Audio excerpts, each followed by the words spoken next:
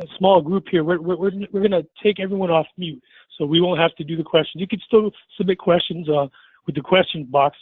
Click on the drop-down arrow next to the questions in the control panel. Just type your questions and click send. We will answer the questions in the order received.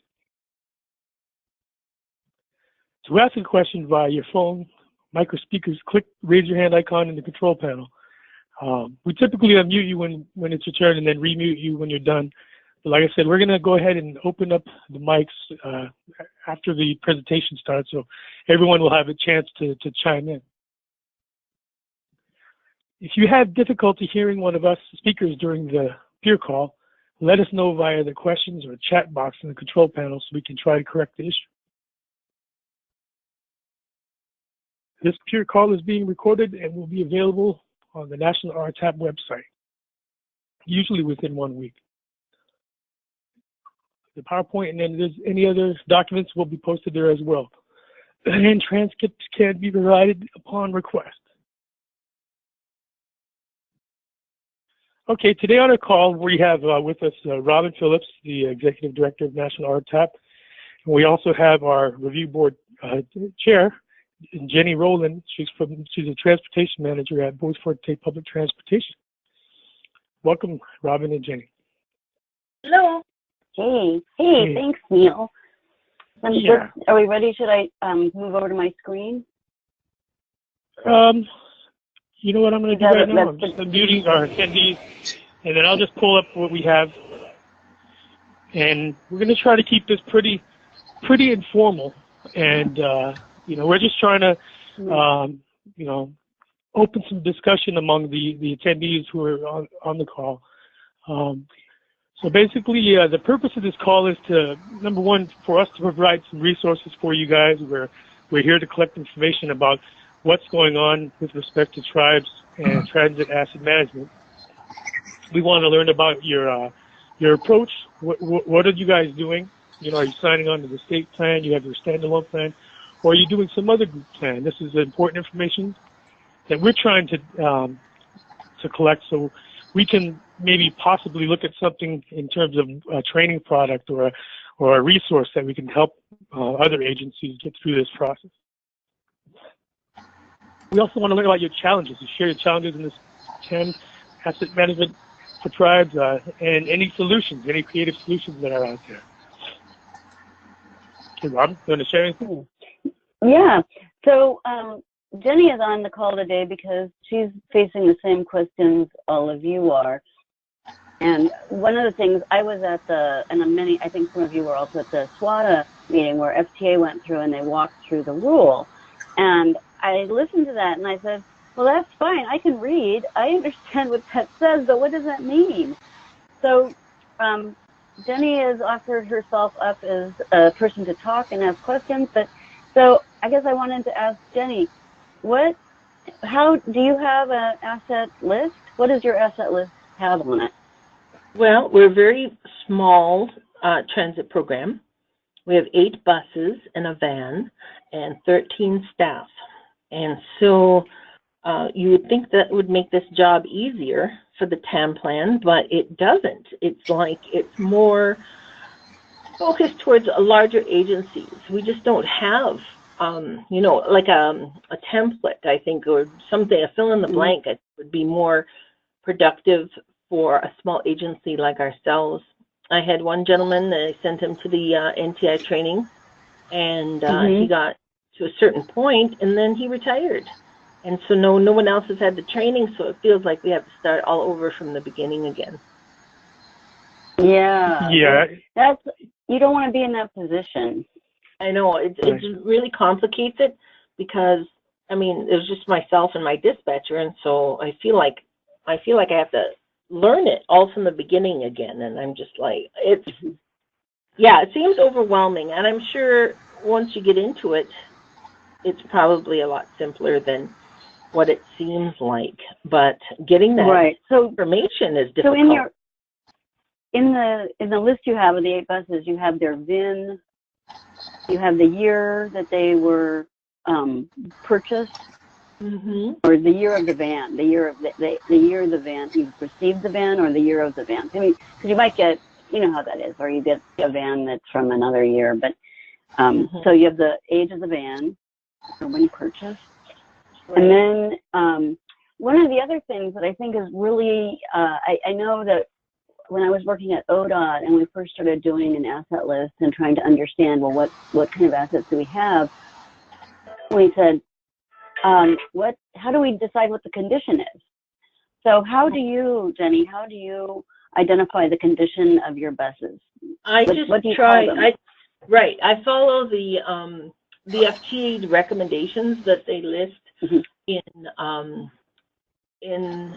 NTD. When you enter your vehicles in NTD, it takes the year of the vehicle, and then it'll tell you plus or minus the age of what is determined. That it's a good starting point. It's a good starting point to have that mile marker there. But some vehicles go longer and are just fine, and some just don't. They're just not really lemons, but they just seem to wear harder and wear out sooner. So how do you, is there something that you look at when you say, because I remember it's like new or excellent, good, fair, poor. And so when you're looking at a vehicle and you say it's in poor condition, what does that mean? Is it beyond its useful life?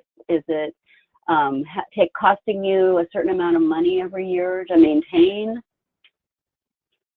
I guess how do you know something's in poor condition? Right, and see now, that would be excellent to have a list under what's considered each of those categories, because I just basically go on the appearance, but I might be completely taking the wrong tack on that.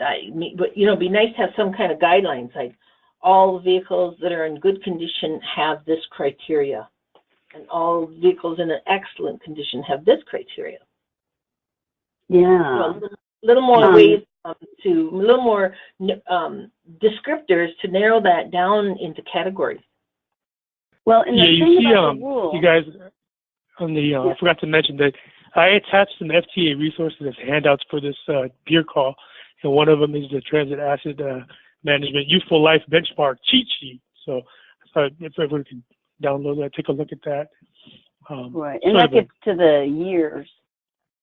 Yes. Yeah, that could, but I think one of the things about this rule is not that you have to have some other standard. You can, you know what your new vehicles are like and what they're like when they're excellent, and then there's the ones that are like doing well but not great, and then there's the ones that are on their way down, and then there's the ones that, man, I want to replace them. But what all the rule asks is that you identify what are the reasons why you do that. They don't have to be specific. It could be just like you said, Jennie. Well, I look at this one and it's just like it's a little bit scraped up. It's crappy. The seats are not looking so good. They're sort of worn. The flooring is worn. You know, we're having, you know, it's when it's at that point, you're probably doing a little bit extra maintenance. Potentially, you're changing the oil more often than the OEM standard. So all the rule asks is that you identify what you're doing. So your decision is your decision, and that's great, you know. So, but when someone says, "Hey, we're going to have a grant," we're going to basically there's a grant, a NOFA. So a notice of funding opportunity comes out. You go, wait a minute, which vehicle? I think this list, you want to be able to say, okay, I know I'm going to replace this vehicle. And that's really the point of having the list, is so that when you get to the point of having to replace a vehicle or getting to replace a vehicle, you don't have to go through a whole process. You've already gone through that process. And it's like, batter up, you're in the warm-up pen, and now it's your turn. So do any other people on the phone have ways that they have, things they've used to identify? Because we were talking about mileage, beyond useful life, cost of maintenance? Are there some other identifiers that you use to decide what is a poor vehicle?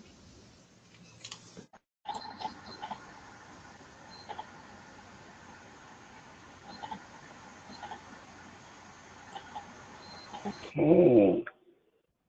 Okay. So I know you're very, Emma's there, she's seen those vehicles, and I know Franklin is on top of everything. So some of your ideas can help some of the other people on the line think about what some of those ideas are, some of those issues. I'm curious if has anyone completed their plan and if they've utilized the TAM template for small providers. I provided a link on this document. I downloaded it and went through with it's one of the handouts that we've provided. The TAM asset management template, and then walk through with this and it's sort of a dry run going through it. It seemed pretty user friendly to use, and I was just wondering if you guys feel the same way. Has everyone? Did anyone need any assistance when they were using it? And if you have downloaded these 4 FTA resources that we have here, I think those are very helpful as well.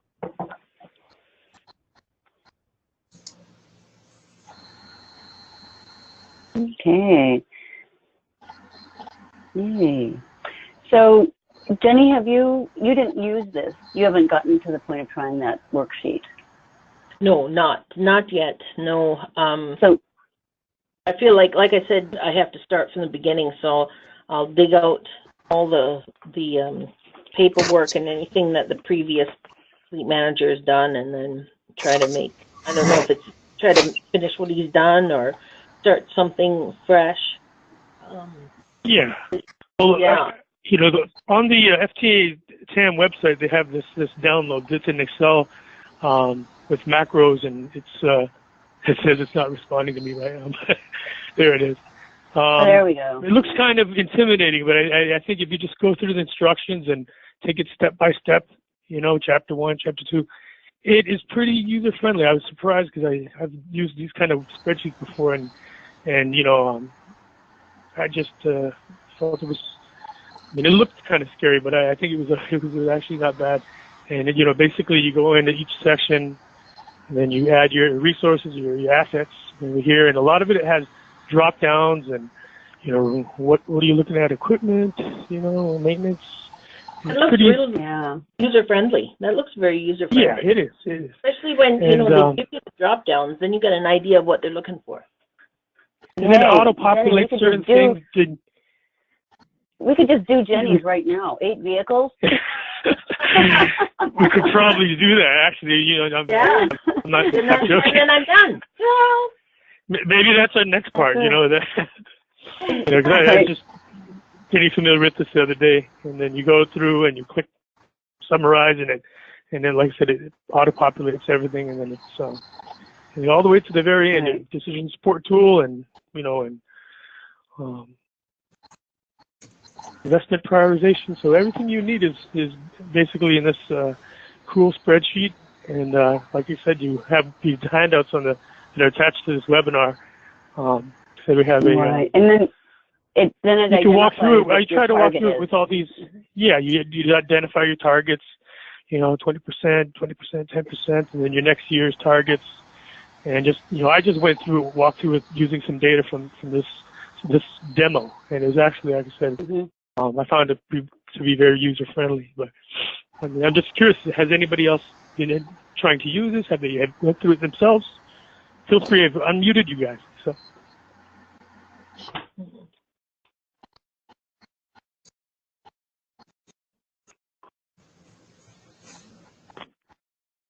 I have a question. So, okay. Are there any kind of deadlines, or when this is supposed to be handed in? Are they looking at anything specific? Yes, it should be. Initial TAM plan must be in by October 1st. So. October 1st. Okay. Yeah. This year. Okay. And that tended into FTA? No, you just have it. Oh, just have it. Oh, yeah? Oh, okay. And so that if they ask you for it, you have to have it after that point. Okay. That's the thing about all of this stuff is you're not, I don't think it's until like 2019 that you have to have, this is, what they're wanting to do is get you moving on the process. But I don't believe that you're sending anything to them. You just need to have it available, and you need to be trying to use that for your like NTD reporting. Mm-hmm. That takes a lot of the pressure plan off. Responsibility. Yeah. Well, and the thing is that people have been very concerned, and when I saw the presentation at SWATA this year, I was like, wait a second, all this stuff is going on, and no one has seen this before, and we don't know what it's supposed to look like. So it's a lot easier after you have something. And I think what the concept is with not having to turn it in or have it graded or have it assessed, it's basically what they want is to make sure that you're looking at your vehicles and assessing their fitness, where they are in the process of being used up, and understanding which vehicles are moving towards the end of their lives so that you can say, oh, wow, I'm going to need to buy a new vehicle next year, the following year, and I'm going to need to buy 2 vehicles the year after that. So that if you can see 4 years out sort of the process of new vehicles, then you can think, oh, okay, I need to have X IRR money there to pay for my match, or I need to save out X tribal transit money to pay for this, so that you can manage your budget so that you're able to have the money you need for the vehicles, order the vehicles, because sometimes you have to order a vehicle a year before you get it. And if you wait until your vehicle breaks, then that's a year where you don't have the vehicle you need. So the point of doing this asset list is not to have something to hand into FTA. It's so that as you're looking at creating a sustainable, reliable system for your community, that it's there, that you are like, oh, and if you have to figure out new grants to get vehicles because one's going to die, you have a little bit of lead time to try working with a foundation or partnering with Yellowhawk. I mean, so I think that when I've worked with FTA, I've always worked with the forgiveness rather than permission approach. And this is, they really want you to take some, figure out what works for you. What is that? And then we look at, well, how does that fit in with what they need? Yeah. However, Robin, you do have to submit annually to the National Transit Database, your projected targets and assessments and performance, and the narrative report on transit conditions. Yeah. Yeah. So these are the outputs of this TAM plan, is that they want you to explain that. And as I said, I mean, the point of it is not for them to get that information. The point for them is they want to understand what your demand for new vehicles and capital purchases is going out, because then they can go to Congress and say, we've got these plans that are put together with a process that say we're going to need 150,000 body on chassis vehicles next year, and we don't have the money for any more than 50,000. So I've lived with the systems where you've got the vehicle that's barely there and it's like 5 years over its useful life, and then you don't know where that next vehicle is coming from. You just hope that there's enough money coming through the grant program to cover it. So that's kind of the thing to do. I think the first step, as Neil's been saying, is for us to look at your transit asset list. Let's see what's on there. see what you have. And then I think you all know what it is that puts your vehicle in excellent, good, fair, or poor. If you saw a vehicle, you'd be able to go, I know it when I see it. But like for Jennie, what is when you see a vehicle that's in excellent shape, what is it that tells you that? Well, I'm thinking, just the appearance, inside and out, seats, ceilings, floors, it runs smoothly, drives smoothly, everything is in operational order, the wheelchair lifts and the bifold doors and, and it basically, what the drivers do on their morning circle the vehicle check. Everything is working. And so I guess I have very limited knowledge about vehicles. I mean, I know when it sounds funny, but I think that's kind of the end of my expertise. So when you have that, oh yeah, no, you're right. Is that Emma? Yeah, I finally got on. Woo! Hey there. Yeah, I figured it out. Good. So how do you characterize your vehicles? When you see a vehicle, what is it that tells you that's a great vehicle, or this is the one that I better be replacing this year? You talking to Jennie or I? You. Oh, Emma. okay. So, we're probably one of the lucky tribal transits because we have a certified master mechanic on board, and he gives me basically a breakdown of our vehicles and the condition that they're in. We received some vehicles from state of South Dakota last year, and they have a condition sheet that they are like an assessment sheet that they give to us, and it talks about 5 different categories of, totally replace this vehicle is number 1, which is kind of funny. And then the number 5 is the vehicle in the best condition that needs the least amount of mechanical work, so based on that, then our mechanic can go through and determine which number to give it. And it's from that list that I write my proposals to FTA for new vehicles, or we can wait on certain ones. Of course, we have an excellent mechanic that we have vehicles that are way beyond their useful life, but they're still in that number 5 condition.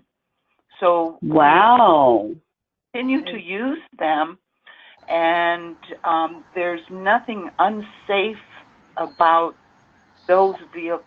We have, one little gasoline vehicle that's about 5 years old and has over 350,000 miles now. And right, you're doubling back on that useful life mileage. You're like almost twice the useful life mileage. Yeah. So it's just, for us, I think as a tribal transit, and as other tribal transits out there across the country, probably the biggest issue with us that we have, I believe, in this TAM process is that these tribal transits are usually part of a road shop, for a tribe, or it's part of another program that a tribal director is running. And so they don't have all the kind of resources that are available to them that a lot of non-tribal transits have access to. And so, for us to even this issue with the mechanic, we were really, really lucky to get our mechanic. And I know there are tribes out there that just have their little shade tree mechanics that probably come in, maybe even the bus driver that comes in and works on their vehicles. So then it's a bus. I know a little bit about engines and vehicles because I have small hands, and my husband used to make me help him mechanic on our vehicles. Hey. So the family that wrenches together stays together. Yeah. So but then there are situations like with Jennie. She said she has, she doesn't really know that much about the mechanics of a vehicle. So, if you're running you're running a transit system out kind of in the middle of a reservation somewhere, and you are in that situation, and all you're using are those shade tree mechanics or your bus drivers. Mm-hmm. Oh. And if you were to take your vehicle in because it's still under warranty to that town that's 150 miles away, or to that garage that's 150 miles away, just to get an oil change done so you can keep it under warranty, that makes it pretty tough of those tribal transits. Yeah. Somebody sent in a comment, said there is a FTA vehicle condition rating guide which defines excellent, good, moderate, and poor based on the frequency of repair.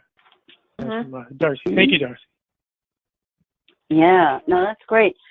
But I think Emma's point about shade tree mechanics and sort of what happens when you're in isolated rural areas or you're working with a maintenance team that isn't comfortable, they don't have experience working with buses, whether they're diesel or gas powered. And one of the things that I think is useful is we have a Top Shop training for rural transit mechanics, and it's about safety and running a maintenance job. There's some checklists in there, and I think that can be helpful when you're looking at that shade tree mechanic and what they're doing. And if there's ever a chance, maybe the shade tree mechanic does your oil changes, but you're able to get someone who has a little bit higher capacity when you're dealing with real repairs or preventive maintenance for, some of the major systems. Because I know the Umatilla had they took their maintenance in-house and have a really great maintenance facility. And it was huge because their mechanic was able to start reviewing what had been going on with their vehicles, and it was like, we may have paid for this, but I don't know that this was done. So, having that really positive, check on what's actually happening mechanically with your vehicles, I think is really important for maintaining them and extending that useful life. So, this transit asset management is the way I understand it is that it's not just our vehicles, everything that is considered an asset for our transit system, right? Mm-hmm. Right, and it's pretty broad. Right here. If you're renting a facility, that includes that. I mean, you would say if you're renting it for your transit program, and there's parts of it that you're responsible, like say you did you got a shell and you built out the inside, and so your program is then responsible for maintaining the floors and the lighting and maybe some of the systems. It has to do with what you're accountable for, but also what you're using to support your system. So I pulled up this the transit asset management document here, and it does list a table here that shows what the assets are considered and also the performance measures.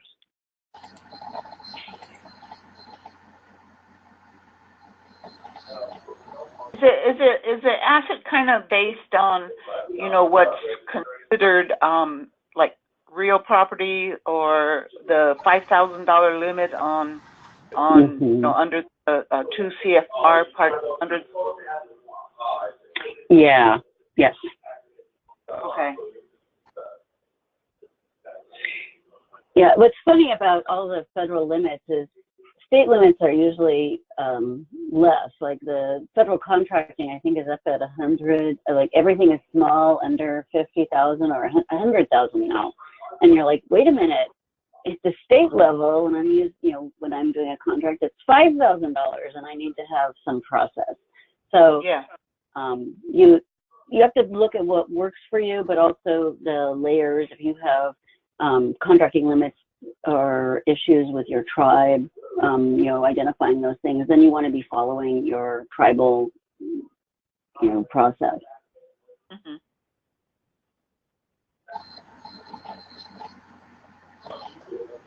So you didn't pull that, Neil, I thought you were pulling that up. Is that? Which one? Yeah, Neil, come on. Which one do you want me to pull up? I have like Excel. I'm sitting here staring at my screen. Right. Is this right. the one? Let's see. I was looking at it, and so what I'm seeing is your Google Doc. This is an Excel spreadsheet. Right. So but what I'm seeing on your screen is the Google Doc, and but I'm not seeing I can see behind it is the Excel. Really? Yeah. Are other people seeing the Excel spreadsheet? Am I just like living in an alternate reality? You might be looking at the Google Doc yourself and not the webinar. Right, because he's got his notes up. He's got his notes up. Yeah. And then I'm going to switch to the spreadsheet right now. Spreadsheet? Did you ever see that? I'm not seeing it. Oh, you know what, Neil? I bet is that it's going out of the. Maybe it's going out of the. Yeah, we're just seeing your notes. I can see the bottom of the spreadsheet. But the screen. So now viewing Neil's screen, and then maybe when you hit that, it's going out of your screen into the Excel document, but it's not pulling the Excel document forward. It's just taking you to that. I don't know.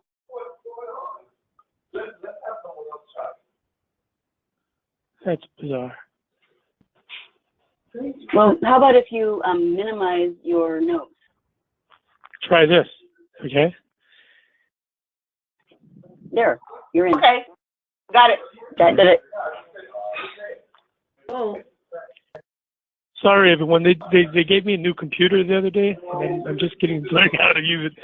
And a lot of things changed on my interface with all my different programs.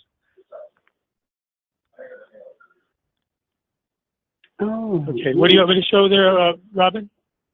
Let's do the non-vehicle. So let's look at the facility.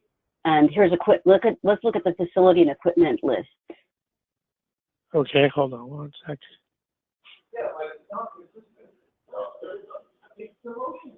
Yeah, there we go. Percentage, non-revenue support for service and maintenance vehicles, rolling stock, infrastructure. Yeah, that's not.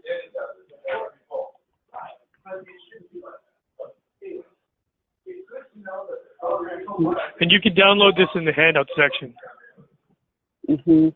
Oh, yeah, so there's the term scale that transit, what is it? Equipment. There we go.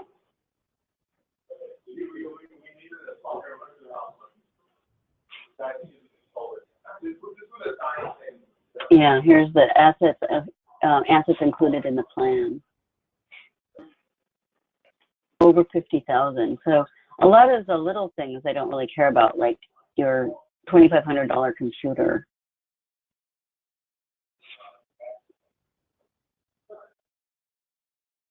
Yeah.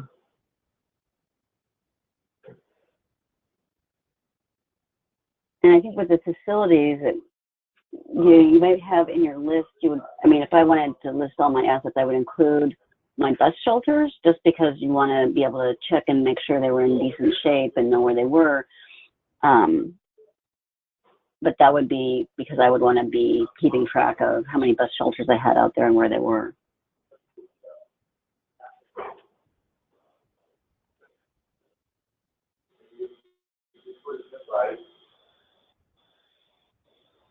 Oh.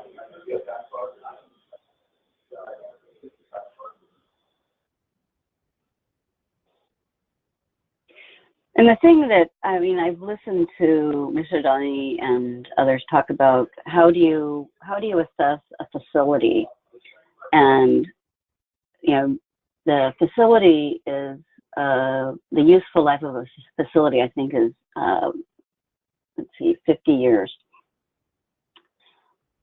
And during that time, you'll probably have to replace a roof. You may have to do, you know, replace plumbing, heating, HVAC.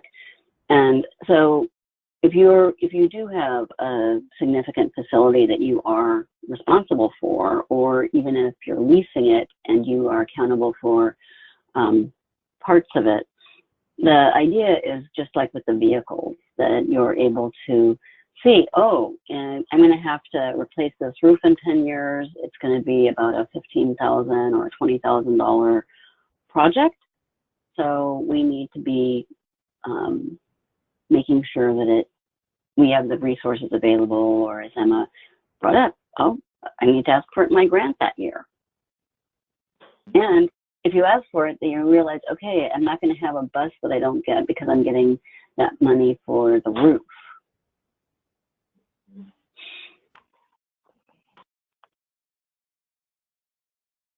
So you're putting this stuff into the spreadsheet and demonstrating what it does.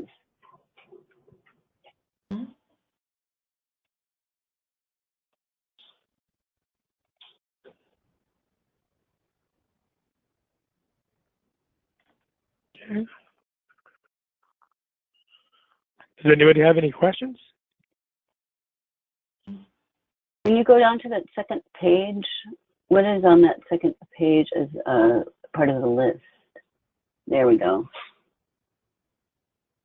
So you basically enter things in the yellow side of the spreadsheet, and then it populates everything there.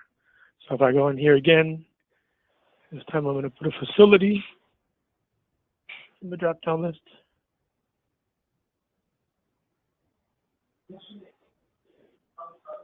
going to be a maintenance facility, and we're going to call that the shop.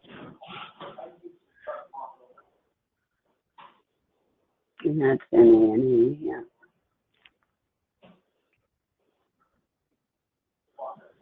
Your acquisition, investment costs. Oh, that's an interesting one. Yeah. And then you go back over to the other side of the sheet. There it is. Oh, must have did something wrong. So, but they do provide this walkthrough PDF that you can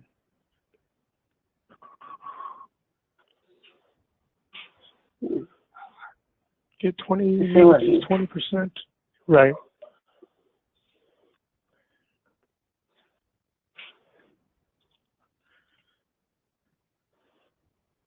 And you must have to go from the other side.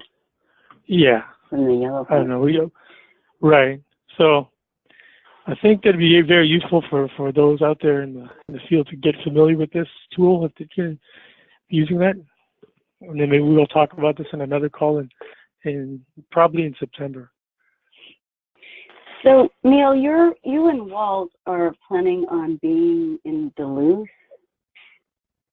Yes. And that's not the NTTC conference, it's the formerly NTTC conference? Yeah, it's the National Transportation and Indian Country Conference. Okay, cool.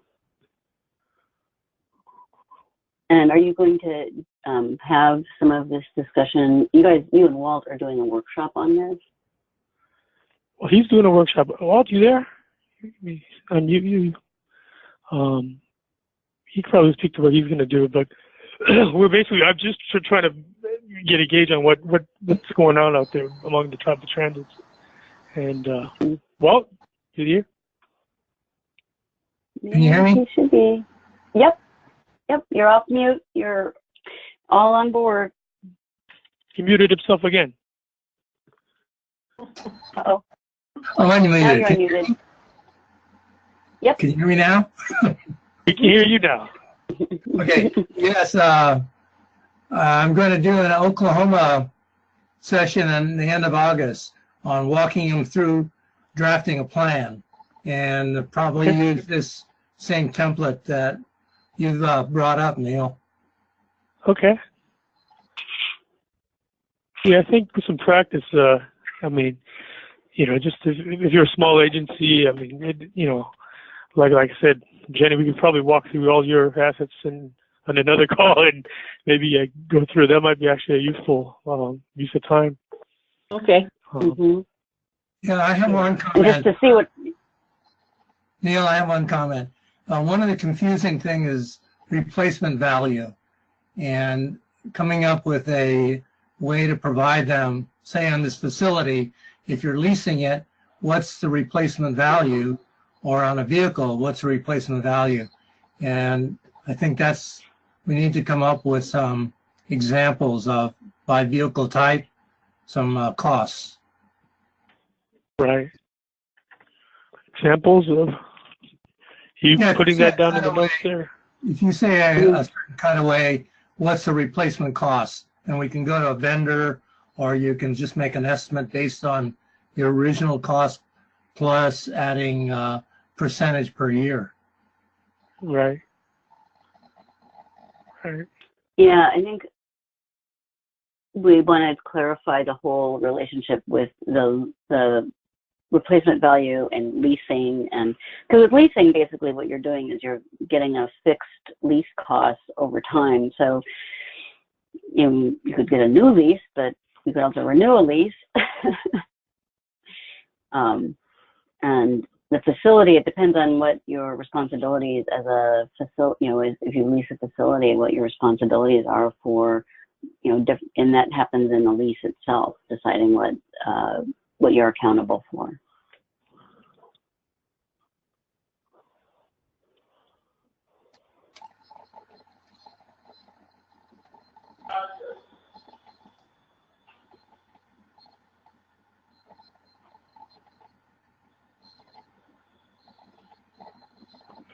Yeah.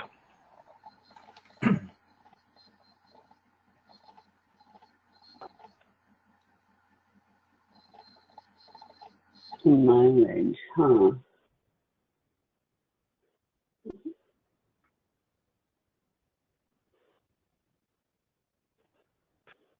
So then it calculates all the averages and average value, average.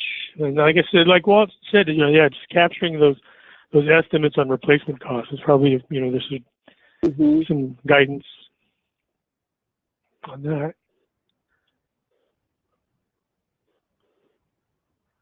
An assessment. Still not showing me.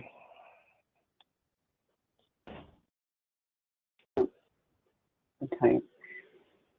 Oh, and that's the target then shows up as what you want to have as good or better, or fair or better, good or better condition. Right. Average term, added value.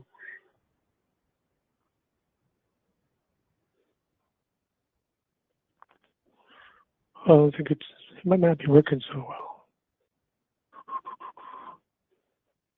Yeah.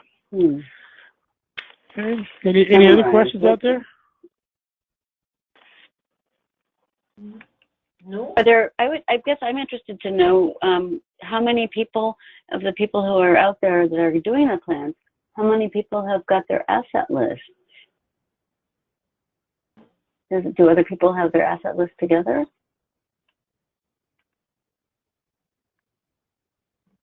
So Emma has hers. Well, actually, I only have my vehicles, and I'm now that there's that, what is it? What did you say? 100,000 limit. Right. Then that really takes out some of the other kinds of things that I thought were going to go on the asset list, such as the lifts in our garage, our big movable jacks, or even our transit shelters, because our transit shelters, when they were built, probably were less than $8,000. Right, which is great. Those are nice shelters, but the fact is, it's like that's not a huge amount of money. Yeah. I mean, as compared to a new vehicle. So see, even our vehicles are little.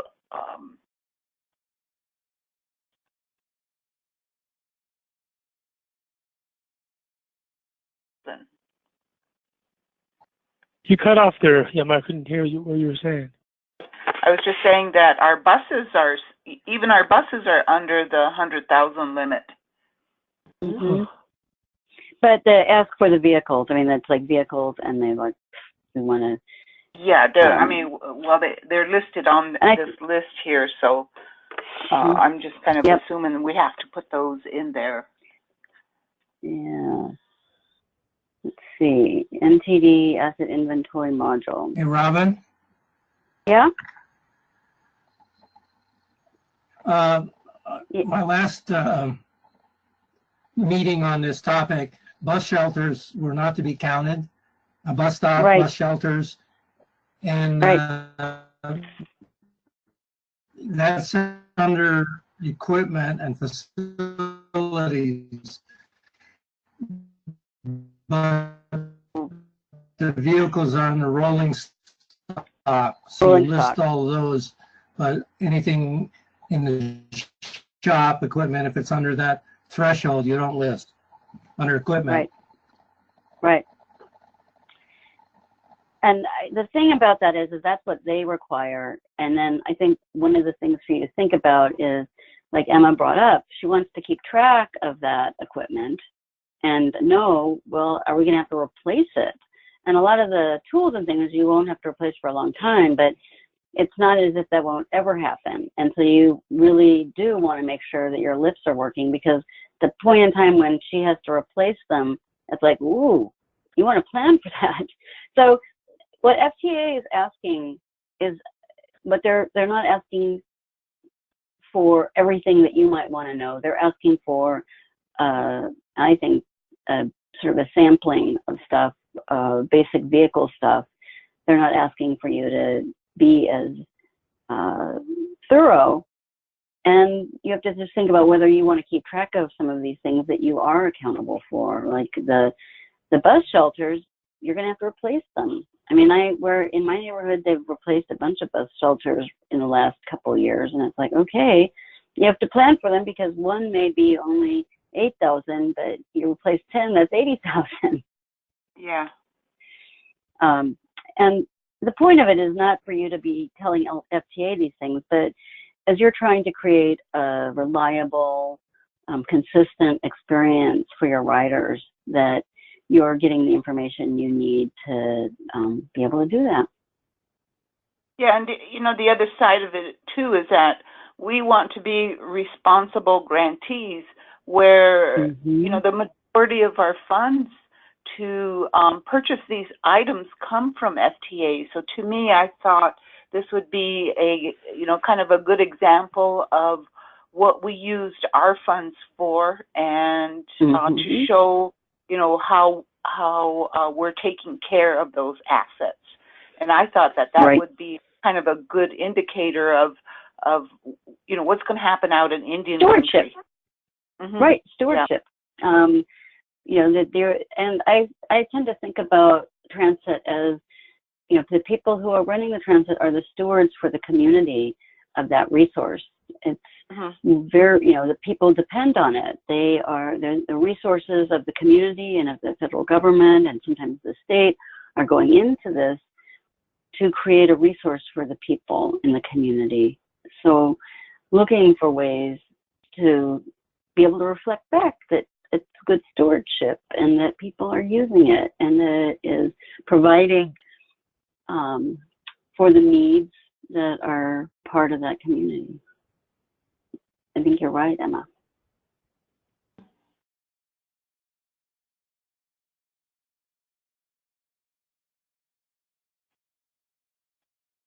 So I think that Walt had some, actually it was it Franklin? No, that was talking about the facilities and the looking at how to deal with lease.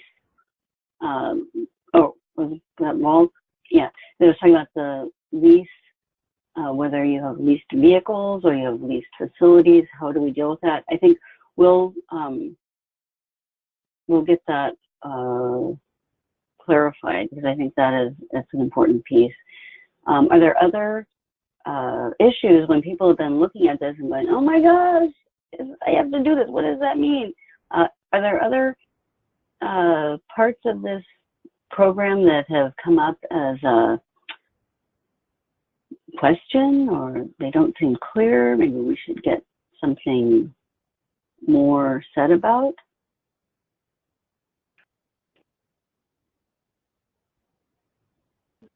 I know one of the kind of questions, I guess, that I have is being, even though I've been running our transit system now for 10 years, it just seems like I'm still a newbie at it. And so I'm still asking questions about how do you do this or how do you do that. So when we're creating a document like this, I'm really kind of against using contractors to do everything or consultants to do everything for us. I feel like we have enough smart people here on our reservation that I can grab one of them and have them help me.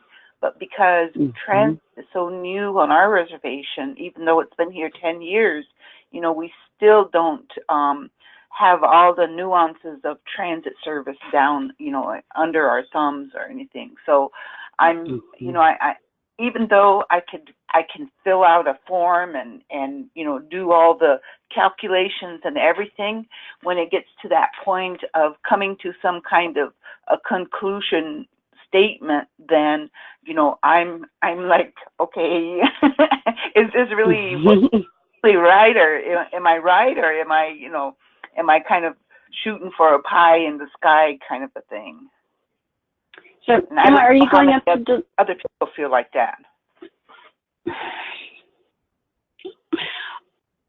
I would, if I were writing one of these plans. So one of the things I was thinking about is, so are you going up to Duluth, Emma? I've been kind of wavering back and forth, because at some points I think, I should go because there's some transit stuff, but then I think, I got to wait and see what other kinds of meetings are going to be held and see if there's something really is going to cover more of what I'd like to see. Well, we're going to have a tribal session, tribal pre-conference half day at the RTAP conference in Breckenridge, and I've asked the DNP people to focus on NTD reporting and something else. It might have, and there definitely will be some TAM. And one of the things I would think about is, especially I know at RTAP, and even if you're going up to Duluth, is bring what you have around this so that you can get some feedback on it with the people who are there, because you're going to have people who are working on these things there. I think Neil's going to be there, and one of the things that I think is good about this is it's not do or die. They're asking for you to report those things. As long as you have identified how you want to report them, you're fine. But it's like with any project where you do it the first time and you're like, this is how it works. And then you look at it and you think, well, I think we need to change a little bit the way we describe this, or the narrative that would help me understand where we are with our capital would be this. So, and as much as you're able to bring those to the table when we are able to all meet, then that can really help all of us learn from each other and how we're interpreting and seeing things. I know that the NTD person from FTA who runs the program is going to be at Breckenridge as well, John Georges. And he also manages Nishidani. So he's been working with these issues, and it could be a chance at that point in time, because that'll be the beginning of October, for people to bring what they have and say, hey, this is how we see it. Are we like in outer space, or are we in a place that makes some sense? And I think that one of the things that we're working hard at RIBTIC, and I know that Neil has been working with the people at Duluth, is to get the people you want to talk to there. The DMP people are going to walk through I think it's procurement and NTD. Focus. They're going to go over everything, but if there's something else that you want them to talk about, we can do that too. Yeah. So I'm thinking about the Breckenridge one also, but sometimes I find that some of the big national organizations, they really don't have enough people at the conference itself or at the meeting that really know what tribal transit is all about. All the little different jurisdictional ins and outs they have, that we have to operate under, and then to go to the one in Duluth, there's a lot more tribal people there, but those guys is that conference to me is geared mostly towards roads people. And there's a little side for transit, but I'm just that's why I keep saying, I said I'm kind of I agree with you. Yeah. Well, we'll remind everybody of that next year in 2019, because our conference will be probably the week before that conference. Well, and we're going to be in Portland next year, Portland, Oregon. And so we'll have some really great tribal transit people at that conference, because I've worked with them and I know what they're doing, and they're really engaged with this stuff. They have some amazing programs that are going on both in Oregon and Washington, and I know it's all over, but these are the ones that I really know, and I just, would love for everybody to have a chance to meet these people if you haven't. But I think the Portland or the Breckenridge conference, Alon will be there, Alon Flippen. And John Georges knows the tribal stuff in and out. I mean, he's the one that manages the tribal NTD. So that would be a chance and he also has been doing the presentations around the TAM. I've been to so he knows the basic TAM stuff. And so I think that there is a good opportunity if you're working at bringing, you want to talk about these issues. And the DMP people are the people that have been doing the tribal assessments around the country for the last, I think, like 5 or 6 years. So, but I hear what you're saying. I mean, sometimes I feel like I go to national conferences and they're all talking to someone else. It's not me. It's not my program. It's too big. It's not the issues that we're running into or that I need to have some help understanding or getting a context for. So Robin, we're just at 3 o'clock right now, and I invite everyone on the call to reach out by email.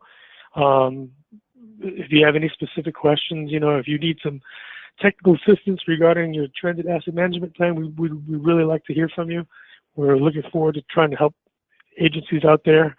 And so if you have any questions and you need help, send us an email. Anything else, Robin? No, but we're here and we'll work with you, and we'll work with FTA to make sure that whatever you end up with is useful to you and meets whatever they want, their basic needs. Okay. So Neil, can you make all those Google documents just regular documents? Because I was having a hard time trying to open those up, or a place. Yeah, where what I'm gonna do, I'll save it as a Word and I'll email it to everyone who's on the call. Okay. Yeah, I can Thank do you. that. Yep, thank you. Super. Okay, thank you guys. Okay. Thanks for joining our Yeah. peer call, and we look forward to doing another one in the future, probably All right, sometime in thank you. September. You're Okay. welcome. See you, Okay, have a Jen. good day, everyone. All right. Okay. See you. Bye, Emma. Bye-bye. Okay, bye-bye. Bye. Thanks, Walt.